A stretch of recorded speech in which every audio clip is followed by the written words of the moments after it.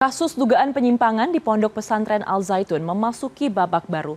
Pada Senin malam, seusai pemeriksaan pimpinan Al Zaitun, polisi mengungkapkan kasus dugaan penistaan agama yang dilakukan oleh Panji Gumilang telah naik ke tingkat penyidikan. Meski demikian, polisi masih menyebut Panji Gumilang masih sebagai saksi dan belum ditetapkan sebagai tersangka dalam kasus ini. Mari kita simak laporan khas redaksi.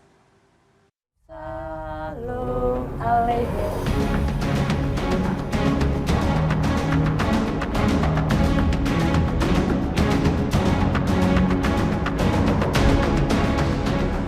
Kasus dugaan penyimpangan di Ponpes Al Zaitun terus bergulir setelah dilaporkan mantan pendiri NII Crisis Center dan Forum Advokat Pembela Pancasila dengan tuduhan penistaan agama. Pimpinan Ponpes Al Zaitun Panji Gumilang memenuhi panggilan Bareskrim Polri pada Senin 3 Juli. Setelah memeriksa Panji Gumilang selama 8 jam, Badan Reserse Kriminal Umum Polri yang menangani kasus ini akhirnya menaikkan kasus dugaan penistaan agama dari penyelidikan menjadi penyidikan. Ini artinya polisi telah menemukan unsur pidana dalam kasus ini. Direktur Tindak Pidana Umum Bareskrim Polri, Brigjen Pol Juhandani Raharjo mengungkapkan selain memeriksa Panji Gumilang, penyidik juga memeriksa 4 saksi dan 5 orang ahli. Cukup untuk kami meyakini bahwa ada perbuatan pidana. Selanjutnya kami akan melengkapi alat bukti apakah lebih lanjut.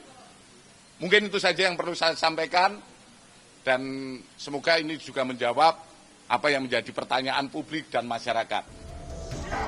Meski demikian, hingga Senin malam, polisi belum menetapkan satupun tersangka dalam kasus ini. Panji Gumilang berstatus saksi dan diperbolehkan pulang seusai pemeriksaan. Ditanya soal kesiapannya jika ditetapkan sebagai tersangka, Panji Gumilang hanya menjawab proses ini belum selesai. Belum sampai ke sana. Tapi siap nggak, Pak? Jangan ngomong siap tidak siap. Urusannya belum selesai. Tapi tudingan dari Pak. Nah kalau banyak omongan begini nggak bisa jawab. Salam alaikum. Panji Gumilang, para alumni pesantren, dan wali santri sampai awal pekan ini membantah terjadi penyimpangan di Ponpes Al Zaitun. Meski begitu, mereka tidak membantah soal video yang dituding menyimpang, diantaranya terkait nyanyian dan salam dalam bahasa Ibrani, sholat berjamaah dengan saf pria dan wanita yang sejajar. Dalam wawancara di program Prime News CNN Indonesia pada 3 Juli, Ketua Majelis Ulama Indonesia Bidang Pengkajian Penelitian dan Pengembangan, Utang Ranuwijaya, mengatakan telah menemukan beberapa dugaan penyimpangan ajaran Islam di dalam Pondok Pesantren Al Zaitun. Penodaan misalnya mengatakan bahwa Allah itu tidak mengerti bahasa Indramayu. Ya, padahal dalam peringkat penodaan itu Allah itu nomor 1. Penodaan lainnya misalnya mengenai masjid itu tempat orang putus asa begitu. Masjid yang sebenarnya itu dipatikan. Ya, kemudian juga ada yang terkait dengan menyebut bahwa Al-Quran itu sabda Nabi Muhammad SAW. Pemerintah melalui Menko Polhukam Mahfud MD memastikan Pondok Pesantren Al Zaitun tidak akan ditutup karena hak santri untuk menimba ilmu harus dipenuhi. Menko Mahfud menyebut kasus Al Zaitun harus dilihat secara proporsional. Soal pendidikan dan pidana harus dipisahkan. Tim Liputan CNN Indonesia. Dan kita beralih ke informasi selanjutnya. Sebuah motor terlindas truk trailer dan kemudian terbakar di Jalan Raya Nasional Pantura, Kabupaten Tuban. Remaja putri yang mengendarai sepeda motor selamat meski mengalami luka bakar.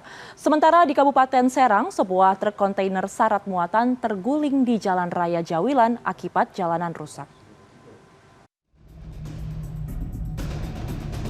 Api melalap sebuah motor di jalur nasional Pantura Tuban Semarang di Jalan Teguh Umar Tuban Jawa Timur Senin malam. Sejumlah warga berusaha memadamkan api menggunakan peralatan seadanya namun gagal. Kebakaran baru bisa dipadamkan setelah mobil pemadam kebakaran diterjunkan ke lokasi kejadian. Namun api sudah menghanguskan seluruh motor. Peristiwa ini bermula saat seorang remaja putri mengendarai sepeda motor melaju di belakang truk trailer. Usai lampu merah, motor berusaha mendahului trailer dari sisi kanan, namun motor tersenggol truk trailer. Akibatnya motor jatuh dan terlindas ban belakang trailer hingga memicu percikan api lalu terbakar. Sementara pengendara motor sempat meloncat. Pemotor yang merupakan remaja perempuan mengalami luka bakar pada bagian tangan. Kasus kecelakaan ini kini ditangani unit laka lantas Polres Tuban.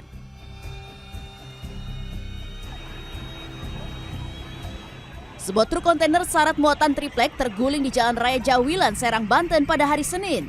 Akibat kecelakaan tunggal ini, bagian peti kemas terlepas dari badan truk. Sopir dan kernet selamat.